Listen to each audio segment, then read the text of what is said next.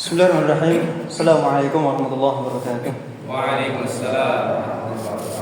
Alhamdulillahirabbil alamin wa bihi nasta'inuhu ala umuri dunya waddin wassalatu wassalamu ala nabiyyina Muhammadin wa ala alihi wa ashabihi ajma'in. Asyhadu an la ilaha illallah wa asyhadu anna Muhammadan 'abduhu wa rasuluh.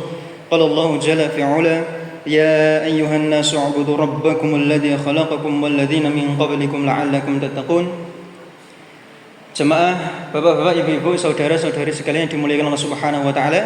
Alhamdulillah kita bisa kembali berkumpul, menginjakkan kaki kita, menegakkan punggung kita, memberikan sedikit waktu yang Allah berikan kepada kita untuk meniti jejak-jejak yang ditinggalkan oleh Rasulullah Muhammad SAW.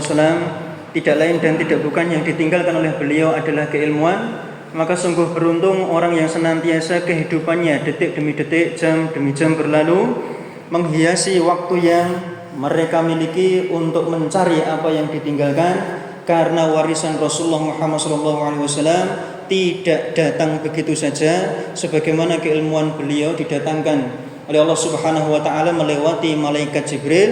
Kita harus mencarinya, maka mencari, usaha dalam mencari itulah yang Allah Subhanahu wa taala bebankan atau memiliki berat timbangan pahala. Maka usaha yang kita gunakan, usaha yang kita keluarkan di malam hari ini, mudah-mudahan Allah Subhanahu wa taala meridhoinya, amin ya rabbal alamin. Jemaah sekalian, kita lanjutkan pembahasan kita.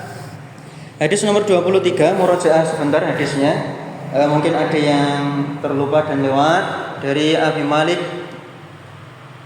Malik Al-Harits Ibnu Asim Al-Asy'ari radhiyallahu ta'ala anhu berkata, Rasulullah sallallahu alaihi wasallam bersabda, bersuci atau kesucian merupakan sebagian dari keimanan. Alhamdulillah memenuhi timbangan, subhanallah walhamdulillah memenuhi antara langit dan bumi. Salat adalah cahaya, sedekah adalah bukti, dan sabar adalah sinar. Al-Quran merupakan hujjah untuk kita yang membela kita, ataupun sebaliknya dia justru memberatkan kita.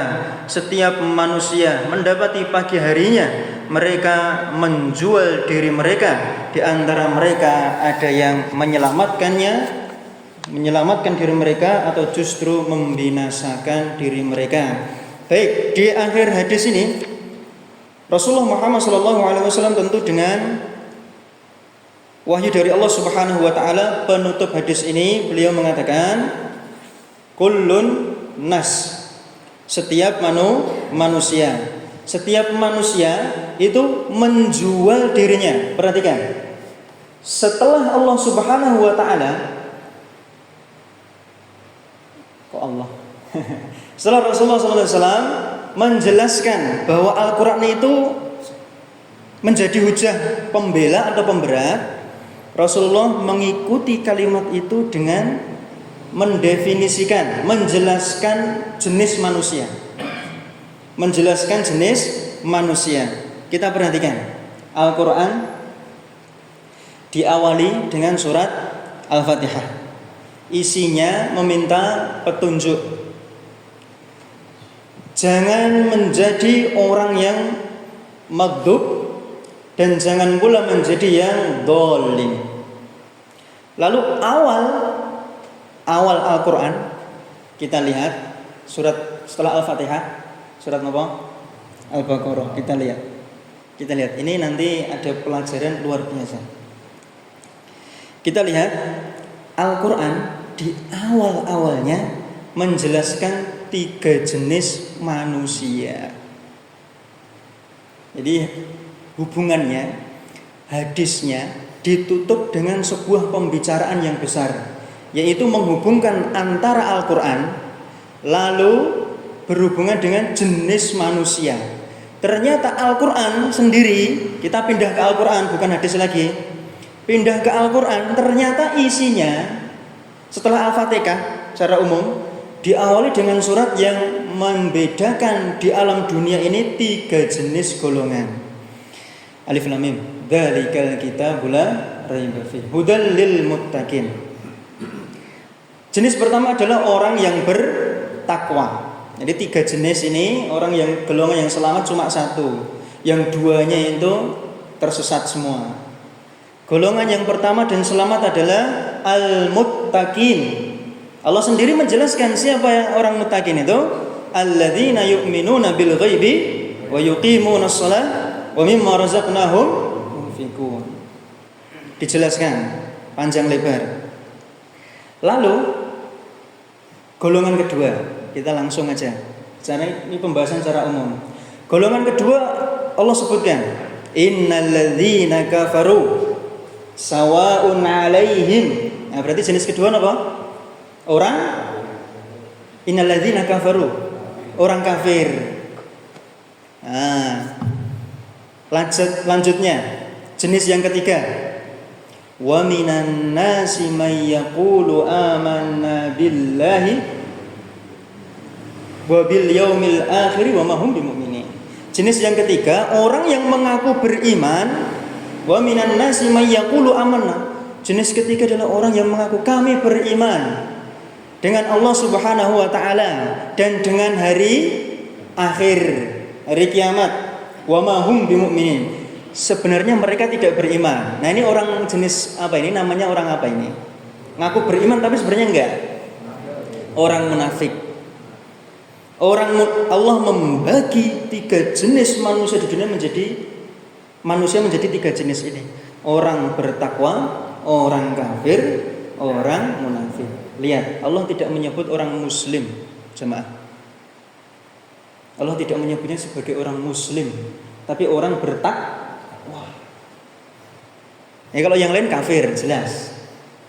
Lalu munafikun sifatnya. Tapi Allah tidak menyebut orang muslim tapi bertakwa. Maka kebanggaan kita bagi orang Islam adalah mereka yang mendapatkan gelar takwa, hidup sepanjang hidup dengan ketakwaan dan diakhiri dengan ketakwaan, wala tamutunna illa wa antum muslimun. Mereka hidupnya itu dipenuhi dengan ketakwaan, maka mengakhiri kehidupan mereka dengan keislaman yang sudah dituntunkan di awal Al-Qur'an. Nah, ini indah sekali. Berikutnya kita lihat susunan mushaf. Kalau kita pergi ke akhir mushaf, akhir Al-Quran, di halaman terakhir ada berapa surat? 3. Kul semua. Kul Allahu ahad, kul a'udzu birabbil falaq, kul a'udzu birabbin nas. Satu halaman berisi 3. Coba kita lihat bagaimana ulama menata mushaf kita. Halaman pertama Al-Fatihah saja, tidak dicampur dengan surat yang lain, karena spesial.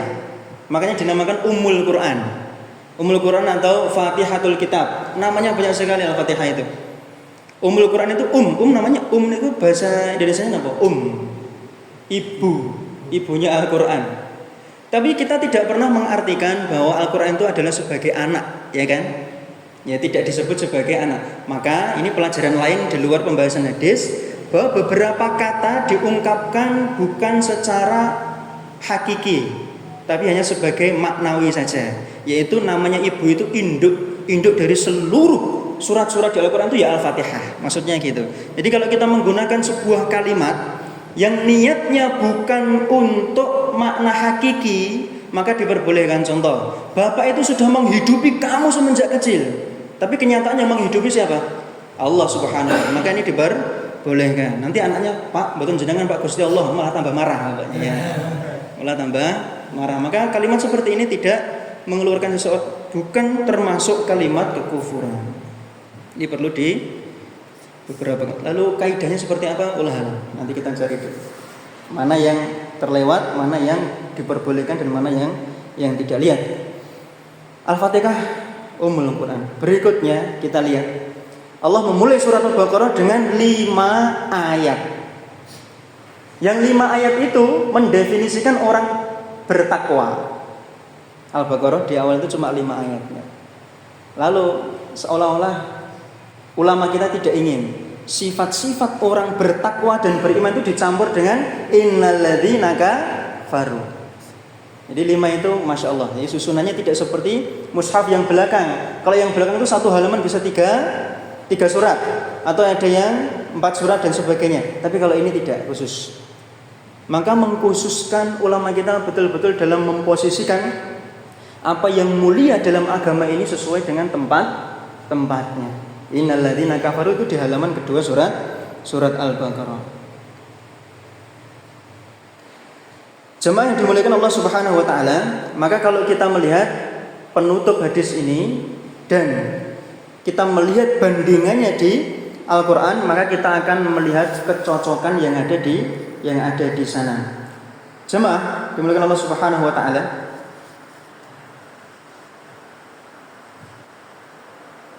ini di luar pembahasan disebutkan karena ini sering diucapkan oleh beberapa dai. Ini saya nggak tahu ini disebut dai atau tidak. Jenengan pernah dengar nama badan? Ada yang mentafsirkan gini. Alif lam mim, dzalika. Dzalika itu arti kalau diterjemahkan apa? Dzalika itu kata tunjuk jauh. Dzalika itu artinya kata tunjuk jauh itu. Kalau kata tunjuk dekat itu ini. Ini itu bahasa Arabnya hadza. Jauhnya dzalika. Itu kalau mudzakkar. Kalau muannats ini perempuan, hadhihi. Kalau jauhnya tilka. Perhatikan. Dzalika tadi artinya itu, jauh. Lalu ada yang mengatakan nih Pak, ada yang bicara gini. Tuh lihat di dalam surat Al-Baqarah di awal. Allah memulainya dengan dzalikal kitab. Itulah Al-Qur'an. Menunjukkan bahwa zaman sekarang Al-Qur'an dijauhi karena petunjuknya itu, bukan ini. Kalau ini kan dekat. Kalau itu jauh. Nah, ini ada yang seperti itu. Panjenengan yang sudah ngaji jangan sampai terkecoh dengan tafsiran-tafsiran yang tidak masuk akal seperti ini. Ini nanti diketawain sama yang ahli bahasa Arab. Kalau masyarakat awam sepertinya percaya, dzalika Al-Qur'an itu atau kitab itu berarti jauh kan ya? Al-Qur'an berarti zaman sekarang itu dijauhi oleh umat Islam sendiri. Makanya kan kalimatnya bagus sekali ya. Nah, itu jangan sampai terkecoh. Maka kita yang berilmu itu harus bisa menyaring. Hubungan awal dan akhir surat Al-Baqarah. Perhatikan. Awal surat Al-Baqarah di situ didefinisikan, diartikan ciri-ciri orang bertakwa alladzina yu'minuna bil ghaib wa yuqimuna shalah wa mimma razaqnahum yunfikun. Allah menggandengkan awal surat dengan penutup surat. Kita perhatikan. Ini kalau kita mau belajar lebih dalam lagi, Masya Allah, ternyata ilmu masih luas banget. Lihat bagaimana Allah mendefinisikan orang bertakwa. Dan Al-Quran ini diturunkan kepada Nabi Muhammad SAW bersama umatnya. Jika Al-Quran menunjukkan sebuah perintah, maka yang diperintah pertama kali adalah Nabi Muhammad. Lalu berikutnya tentu adalah umatnya. Mereka orang bertakwa itu mereka yang beriman kepada Allah Subhanahu wa taala dan beriman kepada hari akhir. Di antara sesuatu yang harus diimani adalah walladzina yu'minuna bima unzila ilaika, dan mereka itu adalah orang yang beriman dengan apa yang diturunkan kepadamu. Wa ma unzila min qablik, dan diturunkan kepada kaum sebelum kita. Perhatikan. Ternyata di akhir surat Al-Baqarah isinya seperti awal suratnya. Amanar rasulu bima unzila ilaihi mir rabbih wal mu'minin. Awal surat Al-Baqarah mengkisahkan bahwa orang-orang bertakwa itu beriman kepada apa yang diturunkan kepada nabi-nabi mereka dan nabi sebelumnya. Ya, kalau kita kan Nabi Muhammad, itu nabi sebelumnya juga harus kita imani.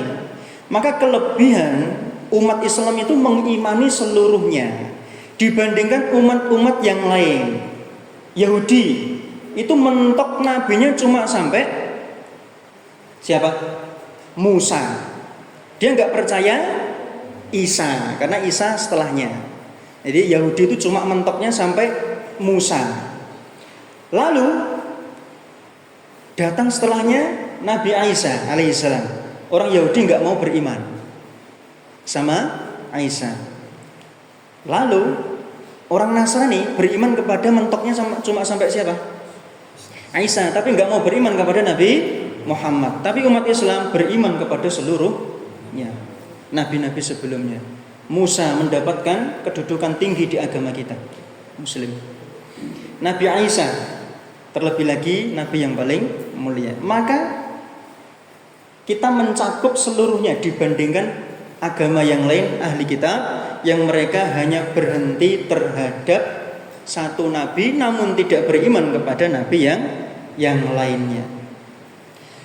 Jemaah yang dimuliakan Allah Subhanahu wa taala, berkaitan dengan pembahasan hubungan antar surat. Kalau tadi kan awal surat Al-Baqarah dengan akhir surat Al-Baqarah.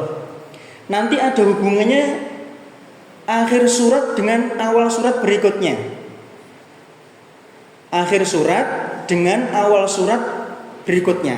Ini ada hubungannya. Panjenengan kalau mau belajar ini Masya Allah, ya, ini adalah pelajaran level naik. Ya, jenengan mau meningkatkan level jenengan, itu bisa mempelajari lebih tinggi lagi. Jadi kalau panjenengan mau meningkatkan keilmuan, tujuannya bukan untuk jadi ustadz, mengangkat kebodohan kita. Manfaatnya apa kalau kita enggak mendakwakan? Minimal manfaatnya untuk kita sendiri, jamaah. Kalau kita punya keilmuan, keimanan kita sendiri meningkat. Ya, kalau kita memiliki ilmu, kita sendiri keimanannya bisa meningkat. Kita beribadah kepada Allah Subhanahu wa taala juga dengan kualitas yang meningkat. Maka tidak ada alasan bagi kita untuk hanya berhenti menuntut ilmu namun tidak ada fastabiqul khairatnya. Ya, tidak ada berlomba-lomba dalam keilmuan. Kan kalau zaman sekarang itu kan manusia mari berlomba-lomba dalam keilmuan, semua datang. Alhamdulillah. Dari sekian banyak yang enggak datang. Tapi dari yang datang panjenengan juga harus fastabiqul khairat. Dari semua yang datang ini jenengan harus punya semangat untuk meningkat dibandingkan teman-teman yang lain. Maka jiwa seorang muslim itu kenapa? Terus meningkat. Kita jangan cuma menghafal apa? Hadis dhaif. Hari ini harus lebih baik daripada hari kemarin. Hari besok harus lebih baik daripada hari ini. Maknanya bagus. Tapi jangan dijadikan sandaran ibadah. Tapi kita ambil maknanya bagus. Memang seorang muslim itu harus senantiasa memperbarui diri. Betul, jangan sampai stagnan, apalagi malah turun. Saat muda kita semangat, saat sudah mulai kita tua, dengan alasan tenaga sudah enggak ada, kita malah turun. Ya, jangan sampai. Namanya ilmu munasabat, ya, ilmu munasabat. Kalau pengen meningkat, mudah-mudahan ada terjemahannya. Kalau tidak, sepertinya saya sudah terjemahin ya, munasabat ini. Ya, hubungan antar surat. Coba nanti kita lihat lagi. Baik, jemaah yang dimuliakan Allah Subhanahu wa taala. Kita lanjutkan berkaitan dengan Al-Qur'an. Kita tadi sudah membagi manusia menjadi 3. Orang bertakwa Allah memberikan definisinya berapa ayat? Alif lam mim dzalikal kitabul la raiba fihi hudal lil muttaqin. Alladzina, berarti 3. Dalam Al-Baqarah 3 ayat mendefinisikan orang mukmin. Orang kafir berapa di situ? Innal ladzina kafaru. 2 ayat. Cuma 2 ayat. Orang mukmin 3, orang kafir 2. Tapi giliran orang munafik 13 ayat. 13 ayat. Bahaya mana? Orang kafir sama munafik bahaya mana? Musuh dalam selimut ya. Musuh dalam selimut. Nah, ternyata tidak omong kosong bahwa musuh dalam selimut itu lebih berbahaya. Allah sendiri yang mengisyaratkan bahwa kita harus berhati-hati dengan mereka karena mereka itu terselubung sekali. Saking Allah memperhatikan kita untuk waspada terhadap mereka, Allah mendefinisikannya dalam 13 ayat. Sebelum nanti diperintahkan ya ayyuhalladzina amanu ya ayyuhan nasu ubudu rabbakumul ladzi dan seterusnya. Maka perhatikan ketika perbedaannya. Kita mau bicara antara orang kafir dan orang munafik. Di ayat itu disebutkan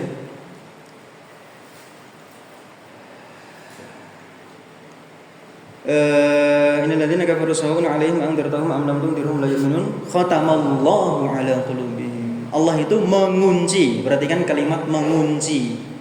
Di dalamnya ada hati tapi dikunci. Dikunci itu berarti pintu yang terkunci tidak terbuka. Khatamallahu 'ala qulubihim wa 'ala sam'ihim, enggak cuma hati yang terkunci, ternyata apa? Khatamal sam'ihim wa absarihim ghishawah, ada penghalang. Walahum adzabun alim. Lalu berikutnya, ingat, hati terkunci. Lalu orang munafik punya hati juga, fi qulubihim marad, punya penyakit. Ada penyakitnya di dalam hati mereka. Ada hati tapi punya penyakit. Dua-duanya disebutkan hati. Fi qulubihim marad. Kita perhatikan, kalau hati itu terkunci, gampang, tinggal buka kuncinya selesai. Tapi kalau hati itu memiliki penyakit, berarti penyakitnya harus dihilangkan atau diobati terlebih dahulu. Gampangan mana antara membuka dengan mengobati? Ya tinggal buka, selesai. Ya. Kalau menyakiti harus, kalau kita sakit kan beberapa hari. Ya ada terapi, ada apa, kontrol dan sebagainya. Itu orang munafik. Berarti hati yang sakit itu, hati yang buruk itu justru dimiliki oleh orang-orang munafik. Dan di dalam ayat Al-Qur'an ditunjukkan bahwa siksa mereka berada di dasar neraka. Innal munafikina fid darkil asfali minan nar. Orang-orang munafik itu letaknya di dasar neraka, bukan orang kafir ternyata malah. Untuk mengadab mereka dengan adab yang pedih atas kebohongan mereka. Ya, atas kebohongan mereka. Oleh karena itu, maka kekafiran itu walaupun secara zahir perlawanannya itu keras.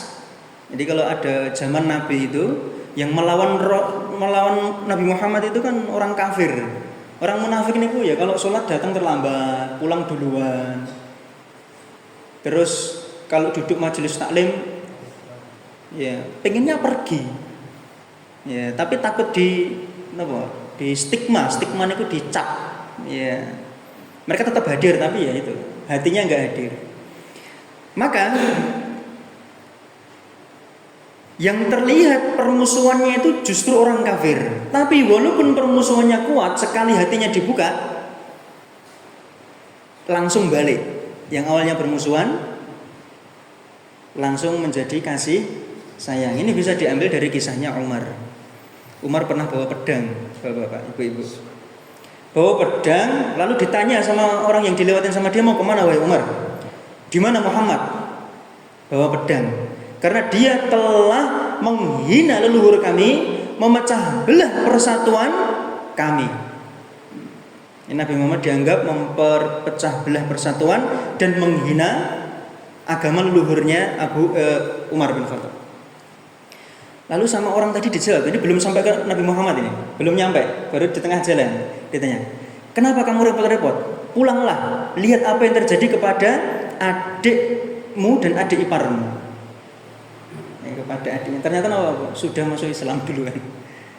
Adiknya sudah masuk Islam duluan. Lalu dia bersegera ke sana, mendengar ada suara ayat lantunan Al-Quran. Karena yang di dalam tahu bahwa Umar mau datang, maka adik iparnya menyembunyikan mushaf. Lalu ditanya, apa yang terjadi kepada kalian? Berikan apa yang kalian baca. Kalau tidak salah yang dibaca Ar-Rahman. Tapi nanti kita coba cross check lagi atau jenengan bisa cek kembali apa yang dibaca saat itu. Maka Umar merasa apa? Merasa mulai terbuka. Nah, ini mulai terbuka nih. Mau diminta, tapi adiknya bilang, wallahi tidak ada yang memegang la yamassuha illal mutahhirun. Tidak ada yang boleh memegangnya kecuali orang yang suci. Umar itu masih kafir, maka dianggap najis. Adiknya bilang najis, betul. Ini kalimat najis ini ada. Disuruh Disuruh mandi besar. Tapi bukan masuk Islam loh nih, cuma disuruh mandi besar dulu. Mau, Umar mau untuk bersuci. Padahal ini niatnya pengen apa nih? Niatnya itu sudah mau menentang. Tapi disuruh mandi besar mau. Akhirnya setelah itu yang sembunyi keluar, lalu diperlihatkan, dibacakan dan seperti itu. Lalu akhirnya apa? Mendatangi Nabi Muhammad SAW di Baitul Arqam. Baitul Arqam. Jadi makanya ada sering kita lihat nama pondok pesantren namanya Baitul Arqam. Maka ditanya, apa keperluan wahai Umar? Saya ingin masuk. Sifat Umar kerasnya masih kelihatan. Jadi nggak ada lembek-lembeknya lagi. Lembek-lembek itu nggak ada, tetap masih keras. Saya ingin masuk. Apa keperluanmu? Lalu yang di dalam bilang, biarkanlah dia masuk. Lalu dipegangin Bapak Ibu. Tangan Umar itu dipegangin kanan kiri, dipegangin karena takutnya nanti nyerang Rasulullah. Akhirnya langsung masuk. Nabi Muhammad mendekat kepada Umar karena nggak takut, beliau itu nggak takut mati. Kalaupun mau dibunuh monggo, karena itu udah takdirnya. Beliau mendekat lalu membisikkan kepada Umar, wahai Umar, belum tibakah waktunya engkau masuk Islam? Belum tibakah waktunya engkau masuk Islam? Akhirnya apa? Asyhadu an la ilaha illallah Muhammadur Rasul. Lalu waktu berlalu, Umar saking semangatnya beribun. Apakah kita tidak mengumumkan agama kita ini? Apakah kita tidak keluar menuju Ka'bah dan mengumumkan agama kita ini? Apakah kita akan menjadi orang penakut? Akhirnya ada perbincangan tarik ulur karena masih sedikit jumlahnya. Lalu akhirnya tetap keluar, dipimpin oleh Umar. Nah, kalau ada pernah lihat film sinetron Umar, itu kurang lebih penggambarannya seperti itu. Umar sendiri yang memimpin mengitari Ka'bah. Kalau Umar sudah di situ nggak ada yang berani. Orang Quraisy nggak ada yang berani ngotak-atik, nggak ada yang berani ikut campur. Maka ulama salaf mengatakan, semenjak masuknya Islam hingga sekarang, kami tidak pernah melihat sesuatu kecuali kemuliaan. Semenjak Umar masuk Islam sampai detik kalimat itu diucapkan, kami tidak melihat di dalam Islam kecuali kemuliaan. Betul, Umar itu setelah masuk luar biasa, efeknya luar biasa. Maka kita tunggu orang-orang yang memiliki efek seperti ini. Siapakah itu? Kalau enggak kita, ya anak kita. Kita siapkan, kita doakan, mudah-mudahan anak kita yang menaikkan muruah Islam. Maka apa Bapak Ibu yang dimuliakan Allah Subhanahu wa taala, kekufuran lebih condong untuk menerima kebenaran dan keislaman. Ya, karena hatinya tinggal dibuka. Lalu kita lihat dalam hadis, kita kembali ke dalam hadis, kullun nasi yaghdu fabai'u nafsihi mu'tiquha au mubiquha. Kita lihat, menjual, setiap orang itu menjual dirinya. Kita lihat, kalau kita ke pasar menjual barang, menjual harga cocok kita berikan. Kalau harga cocok kita berikan, kita pulang. Tapi kalau nggak cocok, kita nggak sepakat, barang kita kembali bawa pulang. Bayangkan kalau yang diperjualbelikan itu adalah barang seperti tadi, tapi ini justru yang dijual belikan adalah jiwa manusia. Jadi jiwa kita itu setiap hari itu kita menjualnya. Maksudnya diri kita manusia itu menjadi barang dagangan. Jiwa kita itu menjadi barang dagangan, bukan kita yang menjual. Lalu bagaimana pemahamannya? Pemahamannya adalah sebagaimana yang Allah Subhanahu wa taala firmankan, hubungan. Ulaika alladzina ishtaraw ad-dhalalata bil huda. Lihat, hadis ditutup dengan menjual. Lalu Allah mengakhiri penjelasan di dalam surat Al-Baqarah, jenis orang ketiga munafik. Mereka itu dikatakan munafik karena mereka menjual. Ulaika alladzina ishtaraw, mereka membeli. Kali ini ishtara artinya membeli. Mereka membeli kesesatan dengan petunjuk. Orang munafik itu membeli kesesatan, karena mereka hakikatnya pengen kesesatan. Tapi mereka menjualnya dengan keimanan. Berarti imannya dijual untuk mendapatkan kesesatan, orang munafik. Maka kita lihat hubungan akhir dari menjual dengan membelinya orang munafik. Karena kita umat Islam tidak seperti orang munafik yang menjual diri mereka untuk mendapatkan kesesatan. Orang muslim seperti apa? Allah Subhanahu wa taala berfirman, "Ya ayyuhalladzina amanu hal adullukum ala tijaratin tunjikum min adzabin alim." Wahai orang-orang beriman, maukah kalian aku beri kabar perdagangan mana yang menyelamatkan kalian dari azab yang pedih. Allah sendiri berinteraksi dengan kita, bertransaksi dengan kita. Allah sendiri bertransaksi kepada kita. Nah, kita itu menjual enggak diri kita? Kita mau menjual diri kita atau tidak kepada Allah Subhanahu wa taala untuk dijadikan sebagai barang dagangan. Kenapa? Karena Allah Subhanahu wa taala berfirman, "Innallaha ishtara minal mu'minina anfusahum wa amwalahum bi anna lahumul jannah. Innallaha ishtara minal mu'minin." Allah itu membeli dari orang-orang beriman apanya yang Allah beli? Anfusahum, jiwa-jiwa mereka. Maka hubungannya dengan hadis ini adalah kita sudah menjual belum diri kita untuk diapakan? Untuk disuruh beribadah, disuruh bertakwa. Jadi kalau kita itu sudah dibeli, barang ini sudah saya beli, apa yang terjadi? Terserah saya mau dipakai untuk apa. Ini mau kan gelas bentuknya, tapi mau saya pakai untuk oli, tap oli motor, ya terserah saya. Maka Allah ketika sudah membeli jiwa kita, maka kita harus tunduk kepada apa yang mau digunakan. Nah, kita digunakan untuk apa di dunia? Untuk beribadah. Maka orang yang menjual dirinya kepada Allah Subhanahu wa taala dengan menyetujui jalan ketakwaan adalah mereka yang memperbanyak amal peribadahan. Nah, kalau kita belum memperbanyak amal peribadahan, tanda bahwa kita belum menjual diri kita kepada Allah Subhanahu wa taala. Karena kita belum tunduk. Mau diapa-apakan masih mikir. Kita disuruh ini masih mikir. Belum. Enggak ya Allah. Ini masih apa ya? Berat. Janganlah. Senantilah, apalagi sunnah hukumnya, misalnya gitu. Enggak usah aja lah. Ya, kita harus tanduk. Kalau tanduk itu imbuh ya. Jadi kita harus tunduk terhadap ya siapa yang telah membeli jiwa-jiwa kita.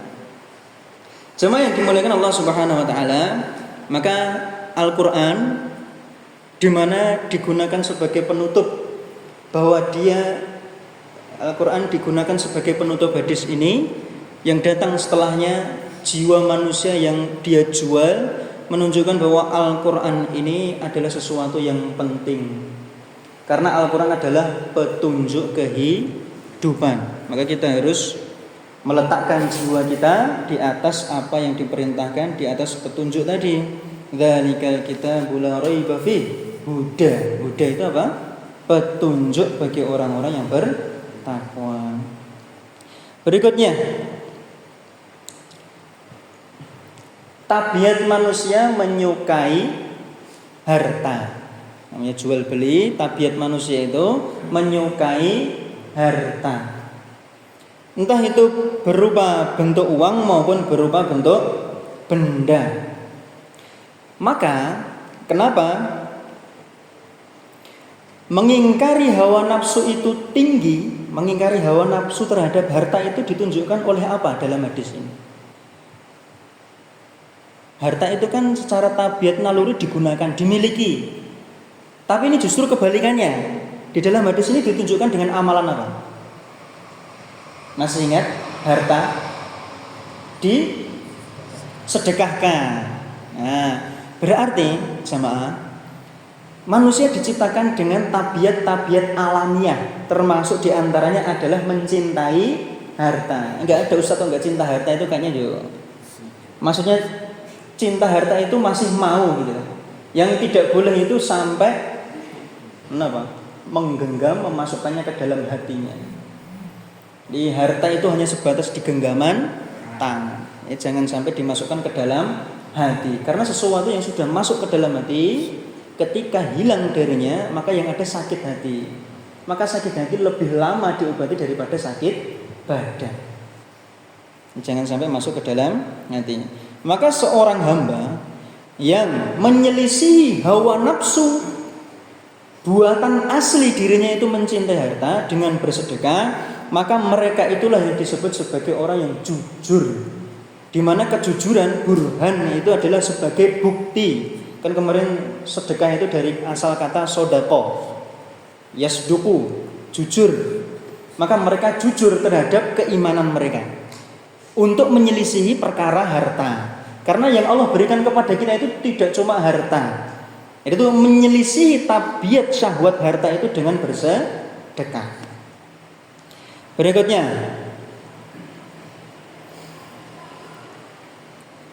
kesabaran itu adalah sinar. Sinar kemarin kita artikan dingin atau panas? Panas. Ya, sinar itu panas. Ya kan kalau adzan maghrib itu kan matahari terbenam tapi masih ada cahayanya yang semburat ke atas warna merah. Nanti akan warna merahnya hilang, kita masuk waktu isya. Nah, ada cahaya yang kemarin kita sudah sampaikan jenis-jenisnya. Kita perhatikan. Sabar itu panas. Ada dua jenis orang yang sabar. Ada orang yang ini pahalanya berbeda.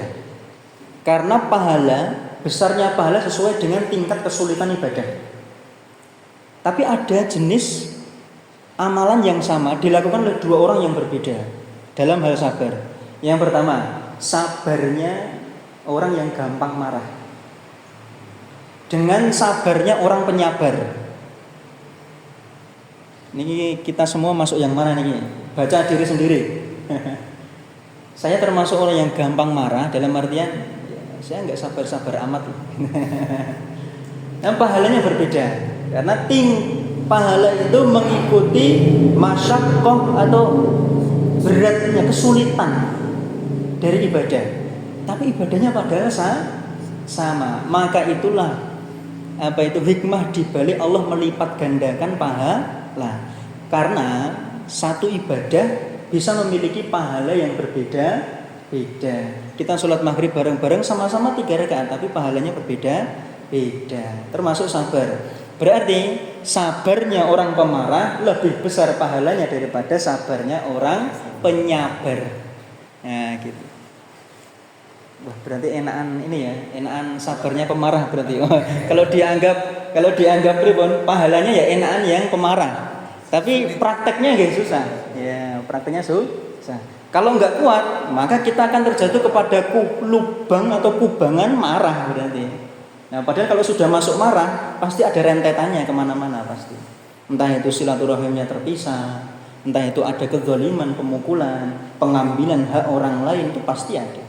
Nyawa yang melayang itu pasti ada. Maka kita melihat diri kita termasuk dalam amalan penyabar ini, kita tipe yang mana? Maka kalau kita ternyata orang penyabar, kita lihat diri kita.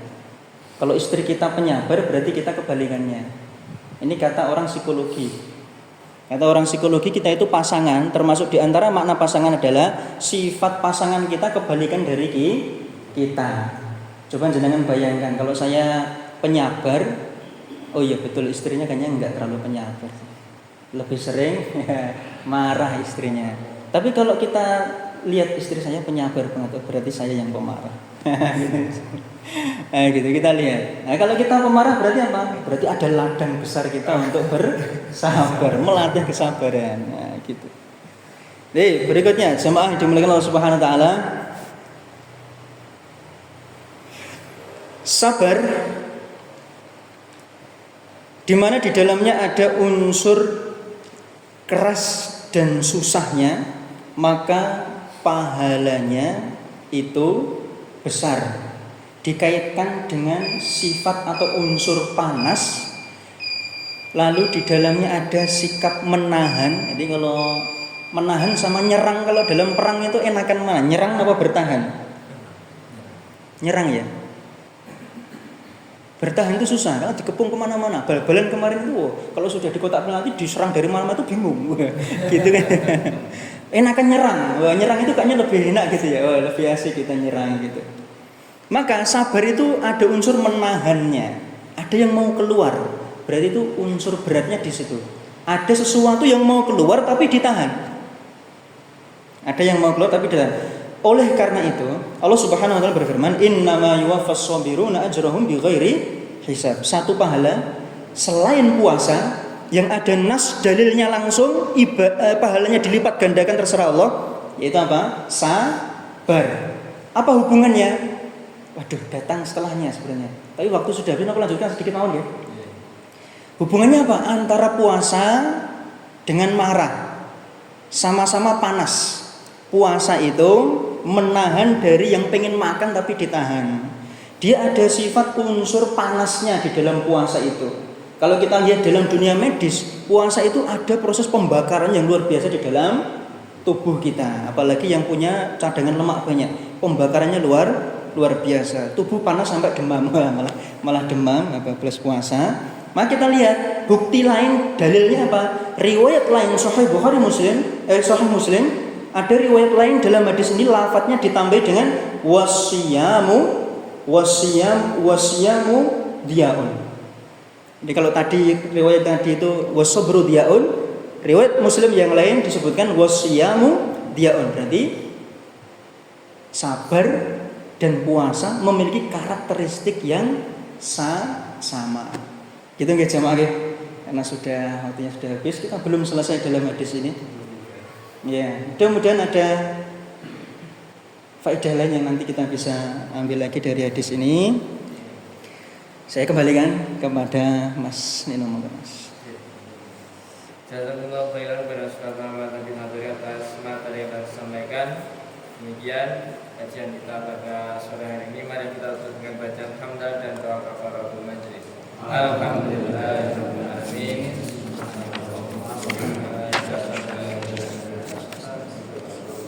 Kurang lebihnya kami mohon maaf. Billahi fisabilillah.